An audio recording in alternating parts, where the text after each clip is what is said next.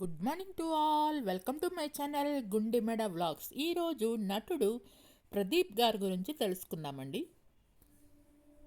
15కు పైగా నంది అవార్డులు అందుకున్నారు. జంధ్యాల గారి దర్శకత్వంలో 1981లో వచ్చిన ముద్దమందారం వీరి మొదటి సినిమా. తర్వాత కొన్ని సినిమాలలో నటించారు. తర్వాత టెలివిజన్ రంగం వైపు మొగ్గు చూపి అనేక సీరియళ్లలో, టెలిఫిలింలో నటించి దర్శకత్వం వహించారు.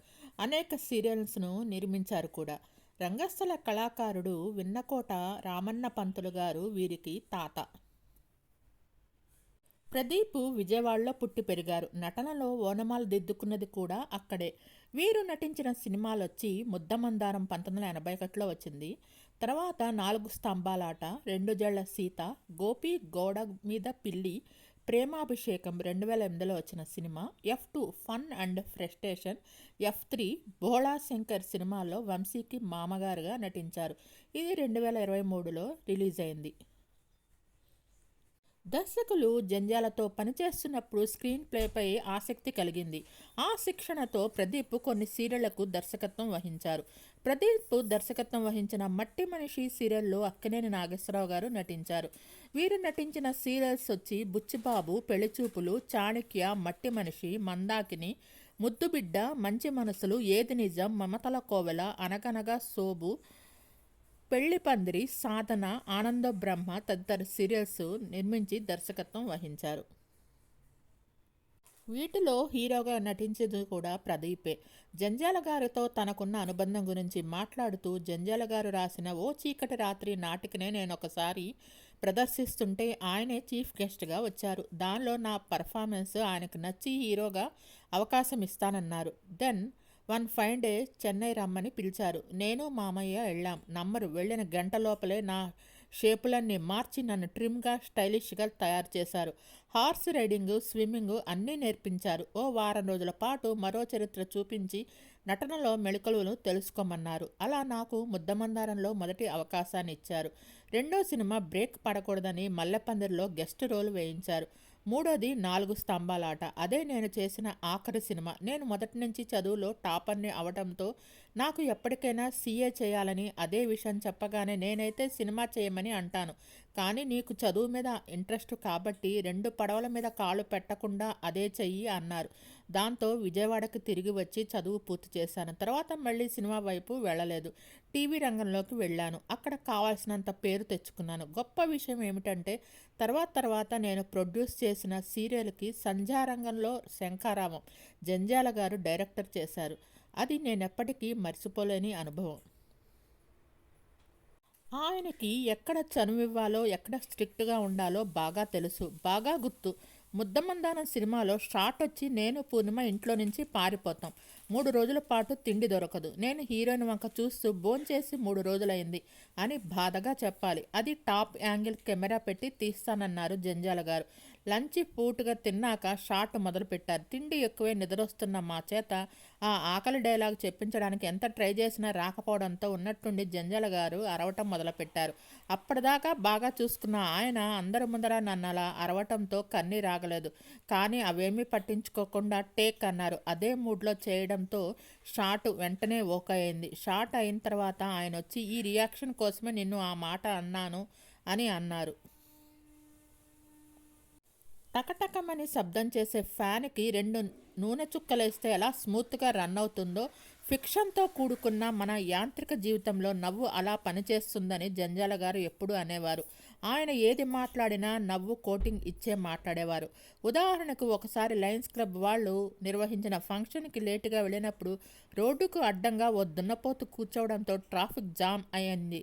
దాంతో బ్రతిమలాడినా కొట్టినా అది కదలలేదు. చివరికి ఒక్క మాట అడిగాను, లయన్స్ క్లబ్ సెక్రటరీగా ఉంటావా అని. అంతే, కదలటం కాదు పరిగెత్తింది అని చెప్పుకుంటూ వచ్చారు. జంధ్యాల గారు చనిపోయిన తర్వాత ఆయన 10 కాలాల పాటు గుర్తుండిపోవాలంటే ఏం చేయాలని ఆలోచిస్తుండగా ఆయనకు నలుగురు కూర్చొని నవ్వుకుంటూ ఉంటే చాలా ఇష్టం. ఆయన జయంతి టైంలో ఒక హాస్యోత్సవం లాంటిది పెడితే ఎలా ఉంటుంది అనిపించి 2002 నుండి ప్రతి ఏటా 3 రోజుల పాటు జనవరి 13, 14, 15 అందరి ఆర్టిస్టుల సహకారంతో చేస్తున్నాం. నటుడు ప్రదీప్ తెలుగు సినిమాలు మరియు సీరియల్ పరిశ్రమలోని సీనియర్ నటులలో ఒకరు. తన నటనా జీవితంలో 32 సంవత్సరాలు విజయవంతంగా పూర్తి చేసుకున్నారు. సినిమా మరియు టెలివిజన్ రంగానికి ప్రదీప్ చేసిన కృషికి స్మరించుకోవడం చాలా ముఖ్యం. 1981లో జంధ్యాల సూపర్ హిట్ చిత్రం ముద్దమందారం ద్వారా నటుడిగా అరంగేట్రం చేసి ప్రదీప్ ఆ తర్వాత గోపి, గోడ మీద పిల్లి మరియు ప్రేమాభిషేకం వంటి చిత్రాల్లో వివిధ ముఖ్యమైన పాత్రలు పోషించారు. సినిమాతో పాటు ప్రదీప్ తన అనుబంధం 25 సంవత్సరాలకు దగ్గరగా ఉన్న తెలుగు టీవీ పరిశ్రమకు కూడా గొప్ప సహకారం అందించారు. ప్రదీప్ అనేక ధారావాహికలు బుచ్చిబాబు, పెళ్లిచూపులు, చాణక్య, మట్టి మనిషి, మందాకిని, ముద్దుబిడ్డ, మంచి మనసులు, ఏది నిజం మరియు మరికొన్ని తాజాది మమతల కోవెల నిర్మించి దర్శకత్వం వహించి నటించి ఈ రంగానికి తనదైన కృషి చేశారు. ప్రదీప్ తెలుగు సినిమా, నాటక రంగం మరియు టెలివిజన్ రంగాల్లో తన రచనకు ప్రసిద్ధి చెందిన భారతీయ నటుడు. వివిధ రకాల పాత్రల్లో క్యారెక్టర్ నటుడిగా కూడా ఆయన విస్తృతంగా ప్రసిద్ధి చెందారు. ప్రదీప్ 80కి పైగా సీరియల్స్ మరియు 20 చలనచిత్రాల్లో నటించారు.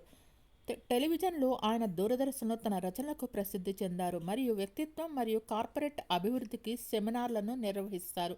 1982 నుంచి ప్రస్తుతం దాకా సినిమాల్లో నటిస్తున్నారు. విజయవాడలో పుట్టి పెరిగారు. వీరి సతీమణి సరస్వతి ప్రదీప్ కొండిపర్తి. ప్రముఖంగా సరస్వతి అనే రంగస్థల పేరుతో పిలువబడే ఆమె భారతదేశానికి చెందినవారు. హైదరాబాద్, తెలంగాణ, భారతదేశానికి చెందినవారు. ఆమె ఆంగ్ల సాహిత్యంలో మాస్టర్స్ డిగ్రీని అభ్యసించారు. సరస్వతి కొండిపర్తి 1988 నుండి ప్రదీప్ కొండపర్తిని వివాహం చేసుకుని వారికి గాను 2 పిల్లలు, నీహారిక ప్రద్యుమ్న మల్పూర్ మరియు నితీష్ కొండిపర్తి. సరస్వతి ప్రదీప్ కొండిపర్తి ఇప్పటి వరకు టాలీవుడ్ వినోద రంగంలో పనిచేశారు మరియు తెలుగు భాషా సినిమాలు, టెలివిజన్ కార్యక్రమాలు మరియు సోప్ ఓపెరాలు అన్నీ ఆమె సృజనాత్మకతను కలిగి ఉన్నాయి. ఆమె చాలా కాలంగా తెలుగు టెలివిజన్ కార్యక్రమాల్లో పాల్గొంటున్నారు. వివిధ టీవీ సీరియల్స్ కారణంగా ఆమెకు బలమైన అభిమానుల సంఖ్య ఉంది. ఆమె కుమార్తె నీహారిక కొండపర్తి కూడా ఒక నటి మరియు వ్యాఖ్యాత. కేవి ప్రదీప్ సీనియర్ నటుడు ప్రదీప్ కొండిపర్తి, జేసీ ప్రదీప్ వంటి వివిధ మారు పేర్లతో వృత్తిపరంగా ప్రసిద్ధి చెందిన ప్రదీప్ కొండిపర్తి భారతదేశ వినోద రంగంలో బహుముఖ ప్రజ్ఞాశాలి. నటుడిగా, రచయితగా మరియు యాంకర్గా తన ప్రతిభను ప్రదర్శిస్తారు. టాలీవుడ్ యొక్క ఉత్సాహభరితమైన ప్రపంచమైన తెలుగు చలనచిత్ర పరిశ్రమలో ఆయన ప్రయాణం కథ చెప్పడం మరియు నటన పట్ల ఆయనకున్న మక్కువను ప్రతిబింబిస్తుంది. భారతదేశంలోని ఆంధ్రప్రదేశ్లోని విజయవాడకు చెందిన ప్రదీప్ కొండిపర్తి బహుముఖ ప్రజ్ఞాశాలి కళాకారుడిగా ఎదిగి పరిశ్రమలోని వివిధ కోణాల్లో తనదైన ముద్ర వేశారు.